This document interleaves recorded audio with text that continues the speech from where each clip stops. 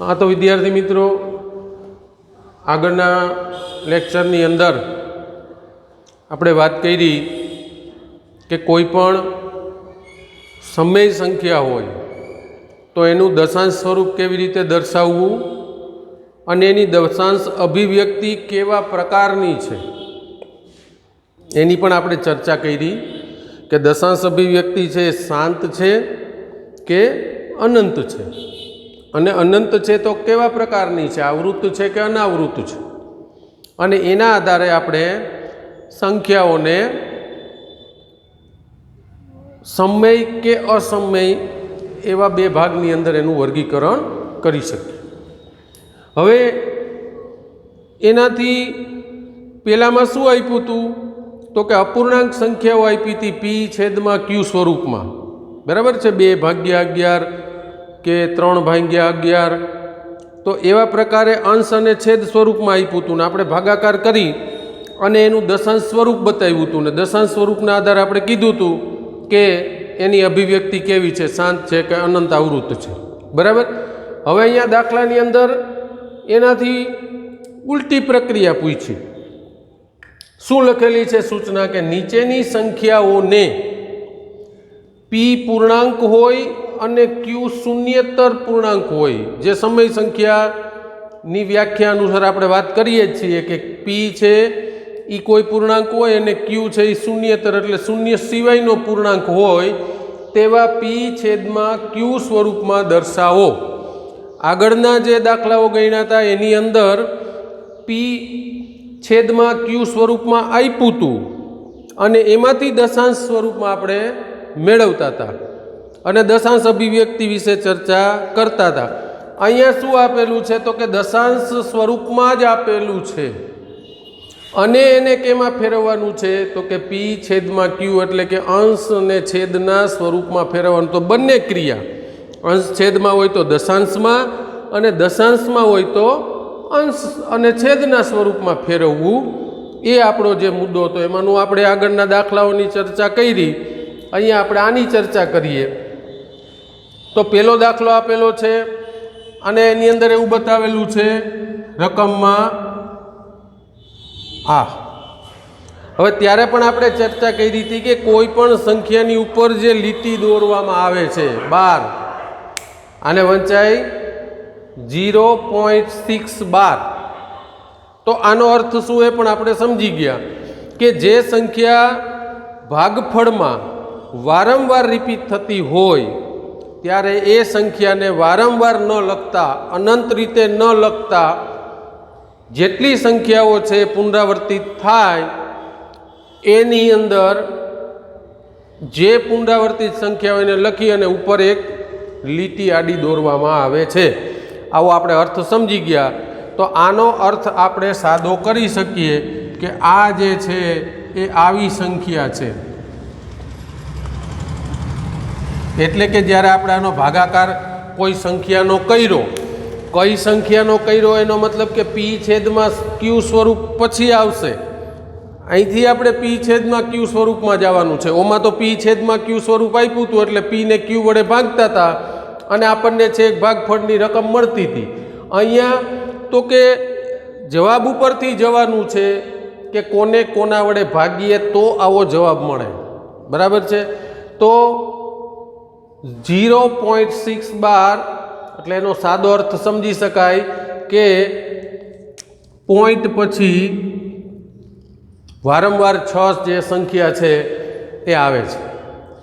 તો અહીંયા આપણે મેળવવા માટે શું કરશું તો કે આના બરાબર આપણે x ધારી લઈએ કે ધારો કે x બરાબર 0.66666 અનંત વખત, એટલે એ તો આપણને ખ્યાલ આવી જ ગયો કે ભાગાકાર છે, અનંત છે અને એકની એક સંખ્યા એટલે કે અહીંયા 6 એ વારંવાર આવે છે એટલે દશાંશ અભિવ્યક્તિ અનંત આવૃત પ્રકારની છે, એ આના ઉપરથી જોઈ શકાય અને અહીંયા એ જ આપેલું છે।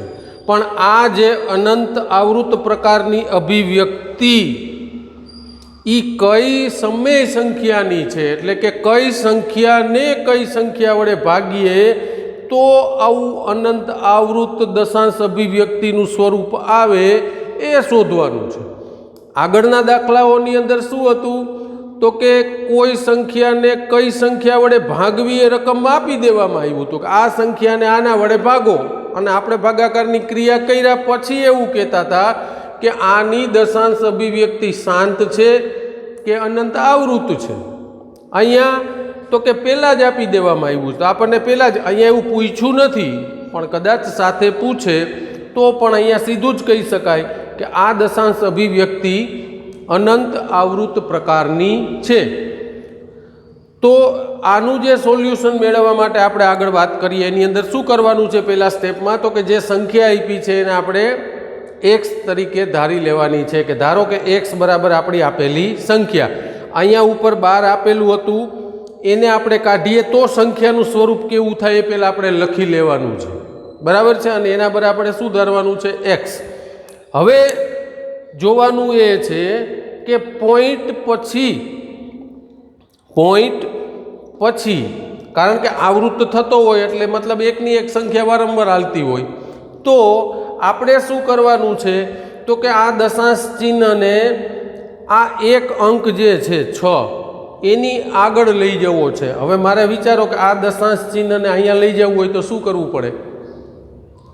આ દશાંશ ચિહ્નને આ બાજુ લઈ જવું હોય તો આપણે નિયમ શીખી ગયા કે દશાંશ ચિહ્નને આપણે ડાબી બાજુથી જમણી બાજુ લઈ જવું હોય તો દરેક વખતે એટલે કે જેટલા અંક પાછળ લઈ જવું છે એટલી વખત 10 વડે ગુણવા પડે, અને જો એને આગળ લઈ જવું હોય સંખ્યાઓની તો એટલી વખત એટલે કે દરેક વખતે 10 વડે એને ભાગતું જવું પડે.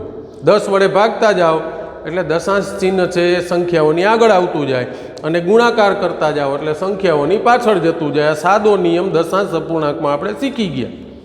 તો અહીંયા મારે આ દશાંશ ચિહ્ન છે એને અહીંયા લઈ જવું છે એટલે કે એક અંકની આગળ.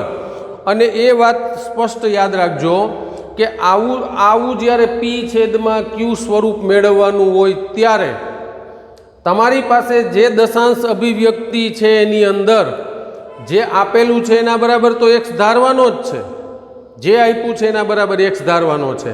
પણ હવે પછી આપણે નક્કી એ કરવાનું છે કે પહેલી જે સંખ્યા છે એ સંખ્યા પછી દશાંશ અપૂર્ણાંકનું ચિહ્ન લઈ જવું હોય તો મારે કેટલા વડે ગુણવા પડશે, એ તમને જે રકમ આપી હોય એના અનુસાર તમારે ગુણવા પડશે. અહીંયા આપણે બધા 6ની જરૂર નથી, માત્ર એકની જ જરૂર છે. તો આપણે એક જ પોઈન્ટ આ બાજુ દશાંશ ચિહ્ન એક જ સ્થાન આ બાજુ ખસેડવાનું છે. માટે આપણે અહીંયા શું કરવું પડશે તો કે 10 વડે ગુણવું પડશે. તમારા માટે ધ્યાનમાં રાખવાનો મુદ્દો એ છે કે તમને જે રકમ આપી છે એની અંદર દશાંશ ચિહ્નને એક અંક ખસેડવાનું છે કે 2 અંક ખસેડવાનું છે કે 3 અંક ખસેડવાનું છે, એ રકમ જોયા પછી નક્કી કરવાનું. જો 1 અંક ખસેડવું હોય તો 10 વડે ગુણવા પડશે, 2 અંક ખસેડવું હશે તો 100 વડે ગુણવા પડશે, 3 અંક હશે તો 1000 વડે ગુણવા પડશે, 4 અંક પાછળ લઈ જવું હોય તો 10,000 વડે ગુણવું. આપણે અહીંયા દાખલાઓની પ્રેક્ટિસ કરીએ છીએ, અલગ અલગ આપ્યા એટલે ખ્યાલ આવશે. પણ એક વસ્તુ મગજમાં યાદ રાખજો કે દશાંશ ચિહ્નને કેટલા અંક આગળ લઈ જવું એ પ્રમાણે આપણે ગુણાકાર કરવો પડશે. અહીંયા એક જ સ્થાન લઈ જવું છે એટલે 10 વડે ગુણીએ છીએ, તો બંને બાજુ 10 વડે ગુણીએ તો આ બાજુ 10 ગુણ્યા એક્સ, અને આને 10 વડે ગુણશું એટલે શું થશે તો કે આ દશાંશ ચિહ્ન અહીંયા આવી જશે એટલે આપણી રકમ આવી થઈ જશે 6.6666 અનંત રીતે. બરાબર, એનો મતલબ આવો થયો કે 10x બરાબર 6 વત્તા 0.6666. આનું આપણે વિભાજન સરવાળાની અંદર કરીએ 6.666 જે આપેલું છે આના સરવાળામાં વિભાજન જો કરીએ તો આવું લખી શકાય કે 6 વત્તા 0.666 આ સરવાળો. બરાબર છે, તો અહીંયા આપણે લખી શકીએ કે 10x બરાબર 6 વત્તા, હવે આ 0.666 આના બરાબર તો આપણે શું કર્યું છે તો કે આના બરાબર તો આપણે x ધાર્યું છે. આના બરાબર શું કર્યું છે તો કે x ધાર્યું છે, તો આની કિંમત આપણે મૂકી દઈશું x. હવે આપણે એક્સની કિંમત શોધવાની છે, તો આ જે એક્સ છે ને આપણે આ બાજુ લઈ આવશું તો શું થશે? આ પ્લસ છે, આ બાજુ આવે તો માઇનસ 10x માઇનસ x બરાબર 6. 10x માંથી x જાય તો 9x બરાબર 6 અને x બરાબર શું થશે? તો કે x બરાબર 6/9. આ 9 બરાબરની ઓલી બાજુ જાય, આ બાજુ ગુણાકારમાં છે, ઓલી બાજુ જશે તો ભાગાકારમાં જશે. હવે અહીંયા આની સાદી પ્રક્રિયા જ્યાં છેદ ઉડે છે આપણને ખબર છે કે 2 તેરી 6 અને 3 તેરી 9. તો છેદમાં એક 3 ને 3 ઉડી જાય એટલે શું મળે? તો કે 2/3. તો તમે જોઈ શકો છો કે આ છે એ p/q સ્વરૂપ છે. આ છે એ આપેલી દશાંશ સ્વરૂપ છે, દશાંશ અભિવ્યક્તિ છે. એ કઈ p/q સ્વરૂપ સંખ્યાનું છે? તો આપણે કીધું કે 2/3. હવે આને તમે ઉલટી રીતે ચેક કરી શકો કે 2 ને 3 વડે ભાગો, બરાબર છે કે 2 ને તમે છે એ 3 વડે ભાગો તો અહીંયા ભાગ નહીં હાલે. પછી 20 3 6 18, 2 20 3 6 18, 2 20 3 6 18. તો અનંત રીતે ચાલતો ભાગાકાર છે અને 6 છે ભાગફળમાં એ અનંત રીતે, એટલે કે એકનો એક જ અંક એટલે કે આવૃત થાય છે. એનો મતલબ કે આ જે ભાગાકાર છે અનંત આવૃત છે. તો એ કયું છે? તો કે 2/3 એટલે કે 2 ને 3 વડે ભાગતા. તો આ જે દાખલાઓ ગણીએ છીએ એ પહેલાં ગણ્યા એનાથી ઊંધા પ્રકારના છે. વાત એકની એક જ છે, બરાબર છે કે દશાંશ p/q સ્વરૂપ આપ્યું હોય તો દશાંશ સ્વરૂપ કેવી રીતે મેળવવું, અને દશાંશ સ્વરૂપ આપ્યું હોય તો એ દશાંશ સ્વરૂપ કઈ p/q સ્વરૂપ સંખ્યાનું છે એ મેળવવાનું. બે વાત આમથી આમ અને આમથી આમ. તો આ એ પ્રકારના દાખલા છે. તો ફરી અહીંયા સમજી લ્યો સ્ટેપની અંદર, તો કે જે સંખ્યા આપી છે એને પહેલાં લખી નાખો. ઉપરનો 12 છે મતલબ કે કઈ સંખ્યા આવૃત થાય છે એ નિશાનીને કાઢીને સંખ્યા લખો. એ સંખ્યા બરાબર શું ધારવાનું છે? x ધારવાનું છે. હવે શૂન્ય પછીનો જે પહેલો આવતો અંક, શૂન્ય એટલે કે પોઈન્ટ પછીનો પહેલો આવતો અંક, એને દશાંશ ચિહ્નની આગળ લેવા માટે રકમમાં જુઓ કે એટલા સ્થાન દશાંશ અંકને મારે આગળ લઈ જવું હોય તો કેટલા વડે ગુણવા પડશે?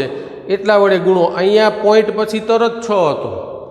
દાખલા તરીકે અહીંયા આવું બને કે 0.06, તો મારે આ પહેલો જે અંક છે એના પછી દશાંશ ચિહ્ન લઈ જવું હોય તો હવે મારે અહીંયા મારી પાસે કેટલા અંક છે? તો કે અહીંયા મૂકીએ તો નહીં ચાલે, એને મારે અહીંયા લઈ જવું હોય તો આ 2 આંકડા છે તો મારે 10 વડે નહીં પણ કેટલા વડે ગુણવું પડે? તો કે 100 વડે ગુણવું પડે. તો એ તમને રકમમાં કઈ રીતે આપ્યું છે એ પછી નક્કી કરવાનું. તો આપણે 10ની જરૂર હતી એટલે કે એક જ સ્થાન આગળ લઈ જવું હતું એટલે 10 વડે ગુણ્યા. જે આ સ્વરૂપ છે એને શું કર્યું? તો કે સરવાળાના વિભાજનના સ્વરૂપમાં મૂકી દીધું. આના બરાબર તો આપણે ધાર્યું હતું એ મૂક્યું અને પછી સાદું રૂપ આપી અને આપણે એક્સની કિંમત શોધી શક્યા. એક્સની કિંમત એટલે p/q સ્વરૂપ. તો આ પ્રકારના આ દાખલાની મેથડ છે. થોડું વ્યવસ્થિત રીતે તમે જોઈ લો. બીજો દાખલો આપણે ગણીએ.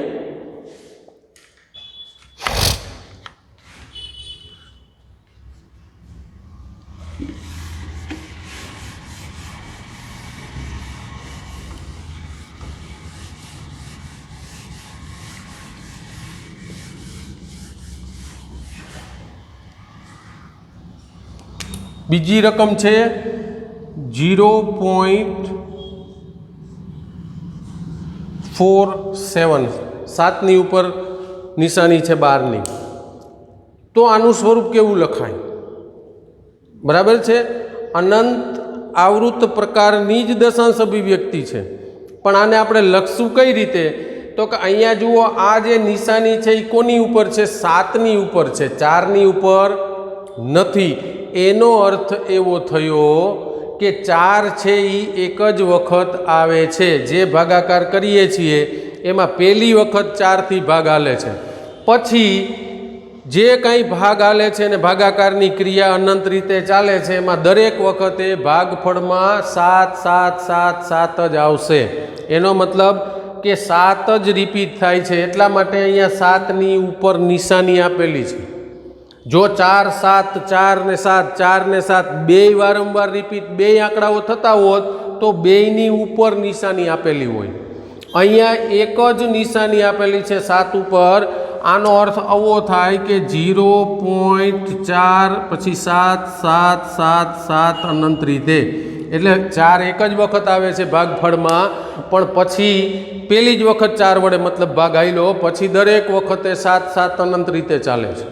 તો આવું પણ દશાંશ સ્વરૂપ હોય, આવી પણ દશાંશ અભિવ્યક્તિ હોય. એટલે ખાસ તમે અહીંયા જે નિશાની છે એના વિશે સ્પષ્ટ સમજ કેળવજો. રકમની અંદર આપણે ઉતાવળની અંદર એવું જોઈ લઈએ કે બંને ઉપર છે અને પછી અહીંયા આપણે 4 7 4 7 4 7 એવું કરીએ તો આપણી ભૂલ પડે. તો રકમની અંદર જે આપ્યું હોય ત્યારે આ ઉપરની જે નિશાની છે એને બહુ સ્પષ્ટ રીતે જોઈ લેજો, ઓળખી લેજો. બરાબર. તો અહીંયા આપણો વાત થઈ ગઈ કે ભાઈ આનું સ્વરૂપ કેવું હોય. તો કે આનું સ્વરૂપ આવું મળે છે. 0.4 એક જ વખત અને 7 7 7 છે પછી અનંત રીતે 7 ચાલે છે. તો શું કરવાનું છે? તો કે આપણે આના બરાબર x ધારી લેવાનો છે કે ધારો કે x બરાબર 0.4 7 7 7 7 આ અનંત રીતે. બરાબર. હવે આપણે શું કરશું? તો કે પોઈન્ટ પછી જે છે એ તરત જ અંક આપેલો છે. પોઈન્ટ પછી તરત જ અંક આપેલો છે. તો આપણે શું કરશું? તો કે એના આ દશાંશ ચિહ્ન જે છે પોઈન્ટ છે એને શું લઈ જશું? તો કે એક જ અંક આગળ લઈ જશું. આપણે અહીંયા જ જરૂર છે. જો અહીંયા આગળ 0 હોત તો આપણે 2 અંકડા લઈ જવા પડત, બે સ્થાન સુધી આગળ લઈ જવું પડે. અહીંયા એક જ સ્થાન સુધી લઈ જવાનું છે. તો એક જ સ્થાન સુધી આગળ લઈ જવું હોય તો આપણને ખબર છે કેટલા વડે ગુણવા પડે? તો કે 10 વડે ગુણવા પડે. 10 વડે ગુણશું એટલે આ દશાંશ ચિહ્ન છે એ ક્યાં જતું રહેશે? તો કે અહીંયા. તો જે ક્રિયા કરીએ બંને બાજુ કરવી પડે એટલે બંને બાજુ ગુણવું પડે. એટલે કે 10x બરાબર 4.7777. બરાબર. 10x બરાબર આ દશાંશ ચિહ્ન છે એ આ બાજુ જતું રહ્યું. 10 વડે ગુણ્યા છીએ. જો 100 વડે ગુણત તો અહીંયા આવી જાય, 1000 વડે ગુણીએ તો અહીંયા આવી જાય. એ આપણી કેટલી દાખલાની અંદર જરૂરિયાત છે એ મુજબ આપણે ગુણવાનું થાય છે. અચ્છા, હવે આપણે છે એ આને આ જે રકમ આવી એટલે કે 4.7777 આને આપણે સરવાળામાં કેવી રીતે વિભાજિત કરશું?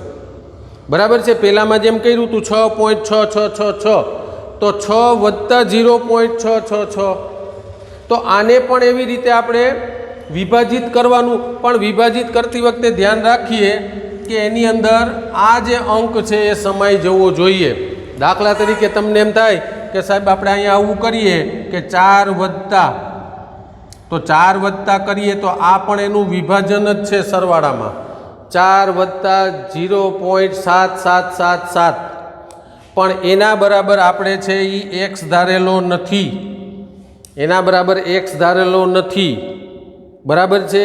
તો એના જે x ધાર્યો છે એ જેની અંદર સમાવિષ્ટ થતો હોય એવું સરવાળાનું વિભાજનનું સ્વરૂપ મૂકવાનું છે. અહીંયા ખાસ યાદ રાખજો.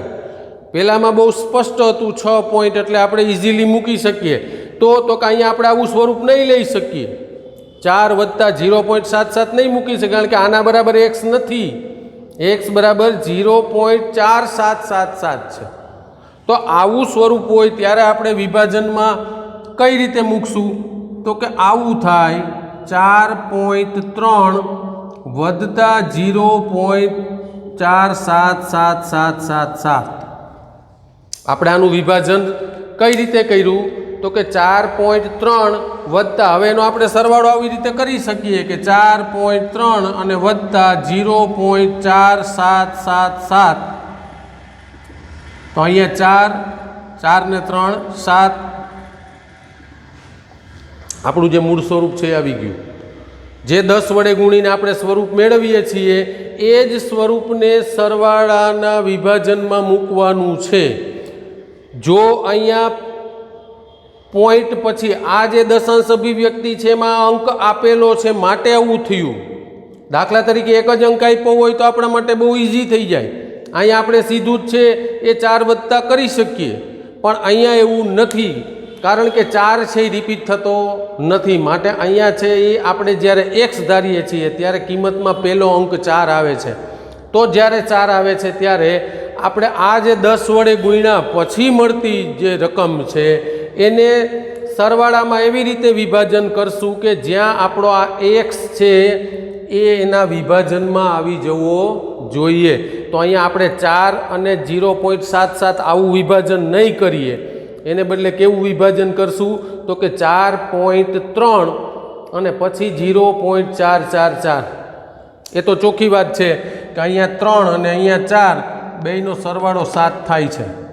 એનો અર્થ એવો થયો કે અહીંયા તમારે જે અંક જોતો હોય એ અંકને આ પહેલા અંકમાંથી બાદ કરો તો પોઈન્ટ પછીનો અંક તમને સીધો મળી જાય. બરાબર છે? આ 4 છે ને પોઈન્ટ પછી 7 છે, તો આ 7માંથી 4 કાઢો એટલે 0.3 વાળું મળી જાય. પછી બાકીનું તો જે આપણે એક્સ ધારી યથાવત છે.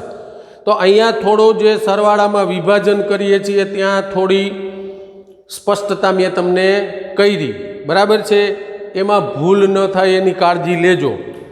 તો અહીંયા આપણે હવે આને આમાં વિભાજન કરીએ કે 10x બરાબર 4.3 વત્તા 0.47777. બરાબર છે? 0.4. આવું શા માટે કર્યું તો કે આપણે આના બરાબર એક્સ ધારેલો છે એટલા માટે. એટલે ફરી વખત કહું છું કે જ્યારે તમે સરવાળામાં વિભાજન કરો ત્યારે ખાસ યાદ રાખજો કે જે આપણો એક્સ ધારેલો છે એ સરવાળામાં જ્યારે વિભાજન કરીએ ત્યારે બે જે ભાગ પાડીએ છીએ એમાં એક ભાગ આપણો ધારેલા એક્સનો આવવો જોઈએ, એ પ્રકારે વિભાજન કરવાનું છે. સીધું એમ કે 4.777 એનો મતલબ કે 4 અને 0.77 આવું વિભાજન દરેક વખતે શક્ય નથી. આપણો જે ધારેલો એક્સ છે એની અંદર આવી જાય એ રીતે વિભાજન કરવાનું છે.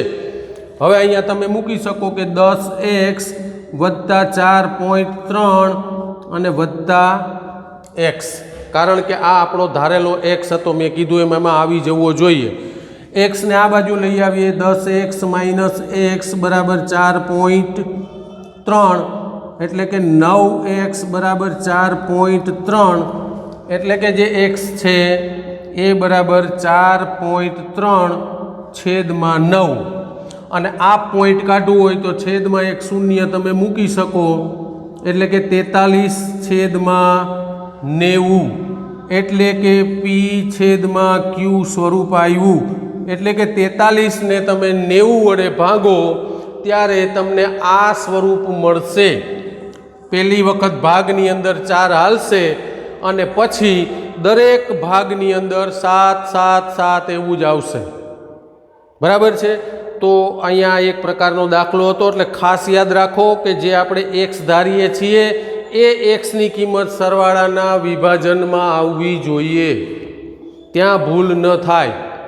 બરાબર છે? આગળના દાખલામાં ઇઝી હતું. આવો જો હોય તમને તો તમે સીધું એક પૂર્ણાંક કાઢી લ્યો ને પછી સીધા પોઈન્ટવાળા મૂકી દો સરવાળામાં, તો આપણો એક્સ અને પૂર્ણાંક બે સીધું અલગ થઈ જાય. પણ ઘણી વખત આવું આપેલું હોય તો તમારે સરવાળાનું જે વિભાજન કરો છો બે સંખ્યાઓમાં એવી રીતે કરવું કે જેની અંદર એક ભાગ આપણો ધારેલો એક્સ છે એ આવવો જોઈએ, બાકીનો છે એ પૂર્ણાંક તમારે ભાગમાં મૂકવાનો.